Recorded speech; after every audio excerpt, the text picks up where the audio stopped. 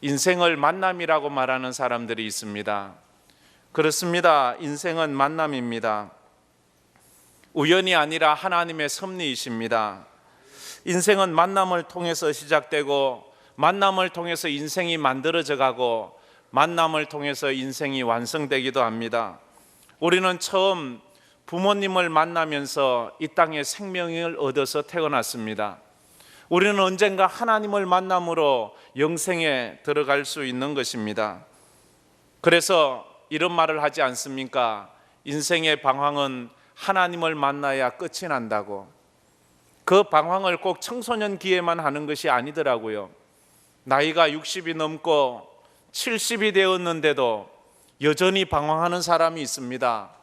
그 사람들의 인생은 하나님을 만나야지만 그 인생이 변화될 줄 믿습니다. 그리고 신앙은 좋은 교회를 만나야 합니다. 좋은 교회, 황금교회에 오신 여러분을 축복합니다. 참 감사한 일이에요. 만남이 어떠냐에 따라서 그 사람이 행복해지기도 합니다. 어떤 만남을 하느냐에 따라서 불행해지기도 합니다. 어떤 만남을 하느냐에 따라서 웃기도 합니다. 근데 어떤 만남은 우리를 울게 만듭니다.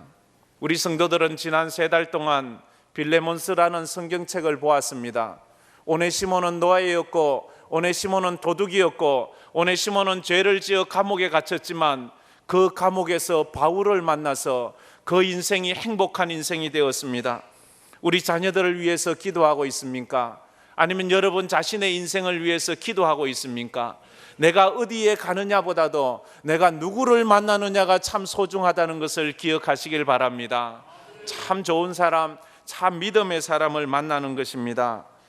그래서 오늘의 만남을 하나님께서 계획하신 것입니다. 당신을 향하여 아름다운 계획을 하나님께서 계획해 두신 것입니다. 그래서 우리는 이렇게 축복할 사람에게 이런 노래를 부릅니다. 당신은 사랑받기 위해 태어난 사람, 당신의 삶 속에서 그 사람 받고 있지요. 한번 불러봅시다.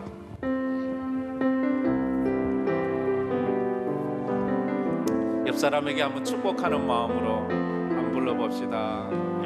당신은 사랑받기 위해 태어난 사람, 당신의 삶 속에서 그 사랑받고 있지요. 당신은 사랑받기 위해 태어난 사람, 당신의 삶 속에서 그 사랑받고 있지요. 여러분 행복하십니까? 저에게 바람이 있다면 오늘 여러분들이 어떤 모양 어떤 마음으로 오셨는지 모르지만 예배당에 들어올 때 그 마음보다는 예배당을 나가실 때에는 더 마음이 행복해지셨으면 좋겠습니다. 더 마음이 뿌듯해졌으면 좋겠습니다. 내가 오늘 잘 왔네, 이런 마음이 있었으면 좋겠습니다. 가끔 여러분 중에는 제가 모르겠지만 근심이 있는 분도 있을 수 있습니다.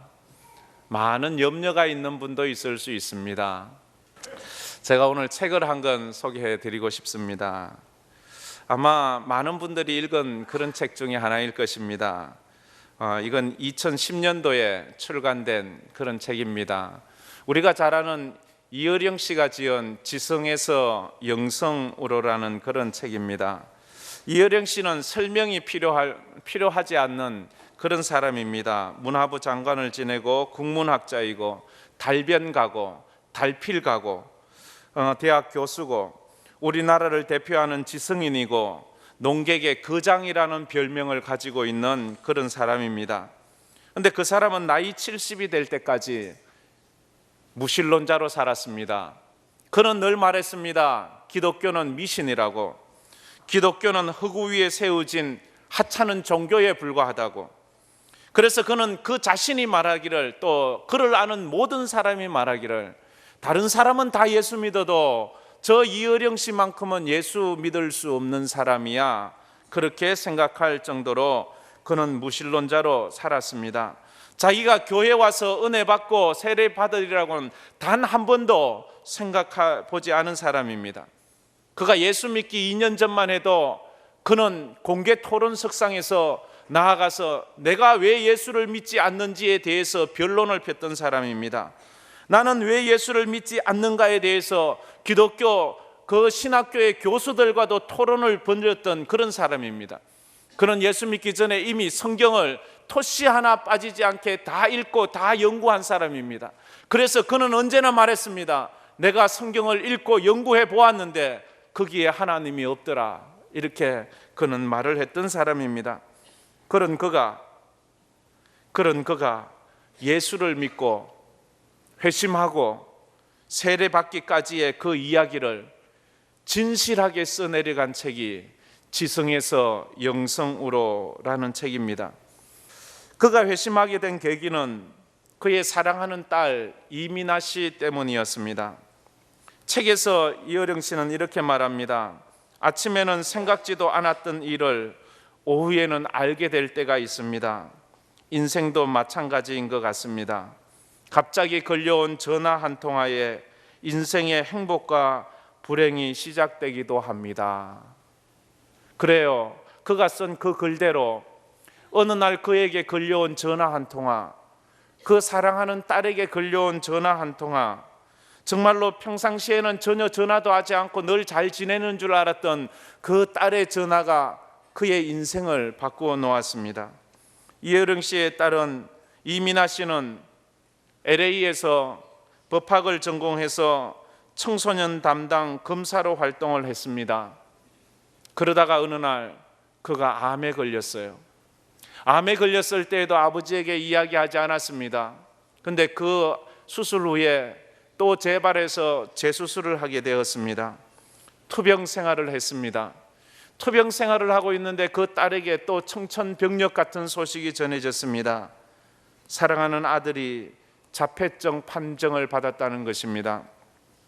사회생활을 정상적으로 할 수 없는 병에 걸렸다는 것입니다.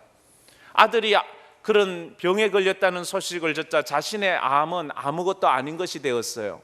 이것이 부모의 마음인 것 같습니다. 자기가 암 재발을 했음에도 아들이 아프다고 하니까 그것은 아픈 것이 아니었습니다. 아들의 자폐증 문제를 고치려고 고민하다가 자신의 직장을 그만두었습니다. LA에 있던 자기의 집을 팔았습니다. 그래서 자폐증을 잘 치료한다는 전문 학교인 하와이에 있는 학교로 하와이로 이주를 해갔습니다.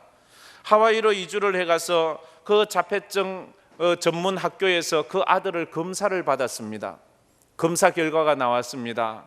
그 담당자가 하는 말이 당신의 아들의 그 자폐증 증세는 너무 심해서 우리 학교에서는 받아줄 수 없다는 것입니다. 그 말에 이민아 씨는 그 담당자의 무릎 앞에 퍽썩 엎드려 통곡을 하면서 제발 우리 아이를 좀 받아주세요.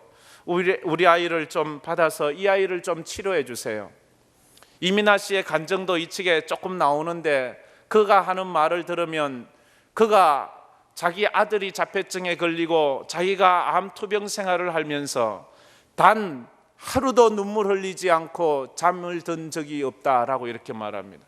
단 하루도 잠을 자지 않고 눈물을 흘리지 않고 잠에 든 적이 없대요. 그것도 하루도 아니고 한 달도 아니고 1년도 아니고 수년 동안이나 그런 삶을 지속했어야 했습니다. 그러던 중에 또 엎친 데 덮친 격으로 또 좋지 않은 소식이 들려왔습니다. 자꾸만 눈이 침침해서 이민아 씨가 병원에 갔습니다. 근데 병원에서 의사가 하는 말이 당신은 망막박리라는 병을 앓고 있습니다. 망막박리라는 병은 이제 서서히 그 망막이 찢어져서 서서히 장님이 돼가는 병입니다. 그런데 의사가 하는 말이 당신의 그 망막박리는 진행이 많이 되어서 이제 한 달 후면 당신은 장님이 됩니다. 이런 말을 하는 거예요. 그래서 이민아 씨는 지금까지 감추고 있던 그것을 자기 아버지 이어령 씨에게 전화를 했습니다. 아버지가 딸의 그 소식을 듣자 하늘이 무너지는 것 같은 거예요. 딸이 암에 걸렸고 손자가 자폐증에 걸렸고, 그런데 그 딸이 이제 실명해서 장님이 된대요. 그래서 급하게 하와이로 딸을 방문하러 갔습니다. 딸 집에 들어갔습니다. 딸이 그래도 부모님이 왔다고 음식을 해내고 하는데, 설거지를 하는데 눈이 잘 보이지 않으니까 떨그럭 하다가 또 그릇을 깨버리고, 또 눈이 잘 보이지 않아서 접시를 깨버리고, 그것을 보면서 아버지의 가슴이 찢어지는 것입니다. 컴퓨터 앞에 앉아서 딸이 컴퓨터를 하는데 일반 자판기보다도 4배나 큰 자판기 그 글자판을 놓고도 그것이 보이지 않아서 가만히 들여다보다가 또 한자치고 하는 그 딸을 보면서 그 아버지의 마음은 절망, 그것이었습니다. 딸이 그럼에도 불구하고 자기 방에 들어가서 기도하고 보이지 않는 눈으로 한자 성경을 읽어가는 그 모습을 보면서 속에서 우라통이 터졌습니다. 이 무신론자인 그 이어령 씨가 볼 때는 이해가 되지 않았습니다. 그래서 소리를 칩니다. 야! 너 지금 뭐 하는 거야? 넌 지금 눈이 봉사가 돼가고 있어. 그 눈으로 무슨 성경을 본다고 그래? 네가 그 처지에 기도할 힘이 나니? 네가 암이 걸리고 재발을 하고 네 아들이 저 모양이 되고 네가 지금 그런 처지에니? 아버지로서 울분이 터져 나왔습니다. 이 절망의 상황에서 딸이 그 아버지에게 부탁을 합니다. 아빠, 나와 함께 내가 다니는 교회에 가주지 않을래요? 평상시 같으면 이런 지하에 거절을 할 것인데 지금 그 딸의 처지가 너무 불쌍하잖아요. 그렇게 불쌍한 딸이 그래도 이 몇 년 만에 본 이 아빠에게 처음 부탁하는 거라 그 말을 거절할 수 없었습니다. 그래서 그 딸을 따라서 딸이 다니는 교회로, 그 하와이 원주민 작은 교회로 갔습니다. 가니까 그 교회, 작은 교회에서 그 하와이 원주민들이 자기 딸을 위해서 기도해 주는 것을 보았습니다. 그러면서 그가 부모로서 뉘우치는 거예요. 생전 생명부지인 저 하와이 사람들도 내 딸을 위해서 저렇게 기도해 주는데 나는 아버지로서, 나는 부모로서, 나는 지금까지 저 딸이 저토록 고통해하는 세월 동안 뭘 해주었나? 아무것도 해준 것이 없는 거예요. 그래서 미안한 거예요. 그래서 이어령 씨는 그토록 평생 동안 기독교는 미신이요, 기독교는 흑우에 세워진 종교라고 그렇게 무시했던 그 기독교 예배당에 와서 딸을 위해서 무릎을 꿇는 거예요. 그러면서 기도합니다. 하나님이 있어야만 합니다. 그래야만 내 딸이 삽니다. 나는 하나님이 믿어지지 않지만 그러나 내 딸이 저렇게 당신을 찾으니 당신이 있어야 됩니다. 당신이란 존재가 없다면 내 딸은 너무너무 불쌍합니다. 내 딸은 암에 걸렸습니다. 내 손자는 자폐증에 걸렸습니다. 그리고 내 딸은 이제 눈이 어두워져 한 달 후면은 장님이 된다고 합니다. 내 딸이 너무너무 불쌍합니다. 하나님, 제 딸을 고쳐만 주신다면 내 남은 삶 당신을 믿고 당신을 위해서 살겠습니다. 이렇게 그가 기도를 했어요. 그리고 집으로 돌아왔습니다. 미국 병원에서는 더 이상 가망이 없다고 말합니다. 그러니 이어령 씨가 딸을 설득합니다. 이제 미국 병원들은 안 된다고 하니 한국의 병원에 한 번만 가보자. 그러면 거기서 또 한국 사람은 손도 작고 정밀해서 잘 검사할 수 있으니까 한번 가자. 설득해서 한국에 서울로 돌아왔습니다. 병원에서 정밀 검사를 했습니다. 의사가 오라고 했습니다. 가서 검사 결과를 듣는데 깜짝 놀라는 거예요. 의사가 하는 말이 정상이에요. 아니, 자기가 분명히 보았거든요. 그래서 아니, 뭐가 잘못된 거 아닙니까? 하니까 아니, 미국에서 오진한 거예요. 또 이러는 거예요. 그러면서 날이 갈수록 잘 보이지 않던 눈이 회복이 되었습니다. 그래서 그가 깨끗이 고쳐졌어요. 이어령 씨가 이해를 할 수 없는 거예요. 아니 뭐 이런 일이 있을 수 있겠는가. 그 순간 그는, 이어령 씨는 자기가 하와이 원주민 교회에서 기도했던 것이 기억이 났습니다. 그러면서 이어령 씨의 영적인 눈이 열리기 시작했습니다. 그러면서 그는 그의 책 153페이지에 또 이렇게 기록하고 있습니다. 그렇습니다. 절망해 보지 않은 사람은 절대로 영생을 얻을 수 없습니다. 세속적으로 편안한 사람은 하나님을 받아들이기 힘들지요. 세례를 받으며 무릎을 꿇었습니다. 평생 누구에게도 무릎을 꿇지 않았습니다. 세례를 받으면서 기쁨보다는 고통을 느꼈습니다. 아이가 태어나면서 왜 우는지 저는 세례를 받으면서 그제야 깨달았습니다. 자신의 딸의 고통을 보면서 자신은 아무것도 해줄 수 없다는 것을 절실히 깨달으면서 하나님이 해주시지 않으면 안 된다고 매달림으로 그의 영적인 눈이 열리게 되었습니다. 그는 말합니다.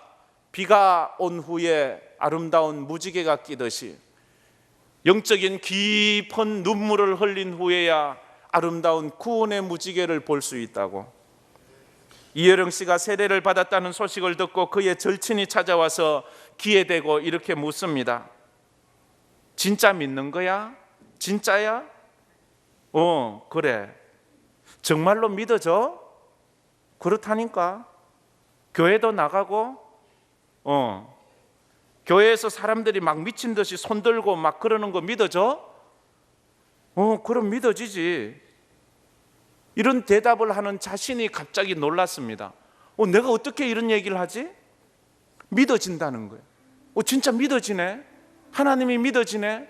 그토록 믿어지지 않던, 성경을 다 읽고 다 연구해도 거기엔 하나님이 없다고 말했던 그가 하나님이 믿어진다고 말하는 거예요. 사도 바울처럼 말하는 거예요. 그의 책에서 또 이렇게 말합니다. 사랑하는 내 딸아, 너의 기도가 나로 높은 무실론의 문지방을 넘게 했구나. 너의 기도가 나로 높은 무실론의 문지방을 넘어가게 했구나. 암에 걸린 너의 아픔으로, 시력을 잃어가던 너의 어두움으로 영의 눈을 열어주었구나. 이어령 씨는 시편, 오늘 읽었던 42편을 읽으면 늘 눈물을 흘린다고 말을 합니다. 목마른 사슴 시냇물을 찾아 헤매이듯이 내 영혼 주를 찾기에 갈급하니이다. 우리 한번 찬양해 봅시다. 우리의 갈급함을 주님 앞에 한번 내놓아 봅시다. 목마른 사슴 시냇물을 찾아 헤매이듯이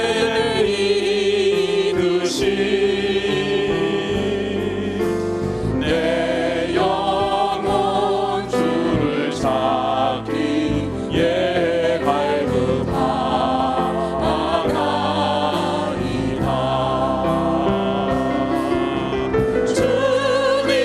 주님만이 나의 힘, 나의 방패, 나의 참소망, 나의 몸 정성 다바 서서 주님 경배함. 주님만이 나의 힘, 나의 방패. 주님만이 나의 힘, 나의 방패, 나의 찬송함, 나의 몸 정성 다바 서서 주님 경배합니다.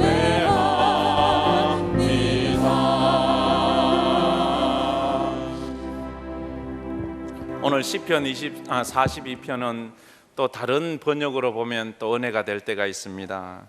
공동 번역은 이렇게 말합니다. 암사슴이 시냇물을 찾듯이 하나님, 이 몸은 애타게 당신을 찾습니다. 하나님, 생명을 주시는 나의 하나님, 당신이 그리워 목이 탑니다. 언제나 임 계신 데 이르러 당신을 배우리이까. 우리 한국인이 지은 시 가운데도 이런 사슴에 대한 시가 있습니다. 모가지가 길어서 슬픈 짐승이여 언제나 점잖은 편 말이 없구나. 관이 향기로운 너는 무척 높은 족속이었나 보다. 물속에 제 그림자 들여다보고 잃었던 전설을 생각해내고는 어찌할 수 없는 향수에 슬픈 모가지를 하고 먼데 산을 쳐다본다. 이 노청민 씨가 지은 그런 시지요. 인간은 그런 것 같습니다. 갈급한 인생입니다. 여러분 목마르지 않습니까? 여러분 마음에 갈급함은 없습니까? 어거스틴은 이렇게 말했습니다. 인간의 마음에는 큰 홀이 있어 결코 그 무엇으로도 채울 수 없는 그 홀이 있다는 것입니다.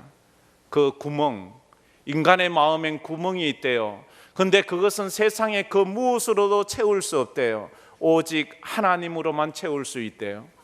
사람들은 그것을 돈으로 채워보려고 합니다. 사람들은 그것을 명예로 채워보려고 합니다. 사람들은 그것을 지혜로 채워보려고 합니다. 하면 할수록 공허함을 느끼는 것입니다. 허전함을 느끼는 것입니다. 마치 옛날 그 부엌에 들어가면 아궁이에 불을 떼지 않습니까? 앞산의 나무를 다 해다가 떼서 그 아궁이에 쳐넣어도 또 그 아궁이는 배고프다고 입을 쩍 벌리고 있습니다. 인생이 그렇습니다. 이 세상의 검은 보화를 다 갖다 입에 쳐넣어도 우리는 여전히 배고프다고 말합니다. 아무리 높은 권력을 차지하고 있어도 우리는 여전히 인생이 목마르다고 말합니다. 인생은 하나님을 만나기 전에는 그 목마름이 끝나지 않습니다. 오늘 오신 분들이 그 하나님을 만났으면 좋겠습니다. 그래서 다윗은 오늘 그 하나님을 생각하면서 그 하나님께 찬송하고 그 하나님께 기도하고 있습니다. 너희 중에 고난당하는 자가 있느냐? 그는 기도할 것이요 라고 말씀을 했습니다. 고난당하고 있습니까? 기도하십시오. 핍박당하고 있습니까? 기도하십시오. 슬픔을 당했습니까? 기도하십시오. 어려움을 당했습니까? 기도하십시오. 기도하라, 기도하라. 기도밖에 없다는 거예요. 기도밖에 없다는 거예요. 이혜령 씨가 자기 자식을 어떻게 도와줄 수 없는 거예요. 자기가 최고의 학자라고 말하고 달필가라 말하고 달변가라 말하지만 자기 딸이 아픈데 아무것도 해줄 수 없는 거예요. 하나님, 당신이 계셔야만 합니다. 당신이 안 계시면 안 됩니다. 목마른 인생길에서 생명을 주시는 하나님을 만나는 축복이 있기를 축원합니다. 하나님은 여러분을 사랑하십니다. 하나님은 여러분이 없으면 안 된다고 말씀합니다. 하나님은 나를 사랑하십니다. 한번 따라해 봅시다. 하나님은 나를 사랑하신다. 이게 얼마나 힘이 되는지 모릅니다. 이 말씀을 붙잡으십시오. 질병의 고통의 때에 고백해 보십시오. 하나님은 나를 사랑하신다. 사업이 어려울 때도 고백해 보십시오. 하나님은 나를 사랑하신다. 죽음의 그림자가 다가올 때도 고백해 보십시오. 하나님은 나를 사랑하신다.